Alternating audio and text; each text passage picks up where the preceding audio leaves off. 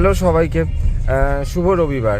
সকাল থেকে পেশেন্টের চাপ ছিল মারাত্মক। আজকে সকাল 6:30 থেকে কাজ শুরু করে আবার বাড়ির কিছু কাজবাজ ছিল, সেগুলো করে বেরিয়ে পড়েছি। ভালো লাগছে না।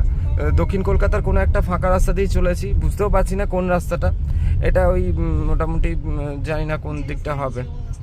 চলে এসেছি, ঘুরি দেখি। আমার পরিকল্পনা আছে এখানে কোনো একটা দোকান থেকে একটু কফি খাওয়ার।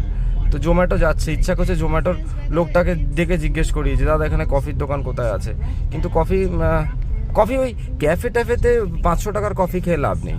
কফি খেতে হবে বা চা খেতে হবে রাস্তার ধারে যে দোকানগুলোতে কফি বা চা বিক্রি হচ্ছে, সেরকম একটা দোকান থেকে খাওয়ার পরিকল্পনা আছে। তবে সদ্য বৃষ্টি হয়ে গেছে।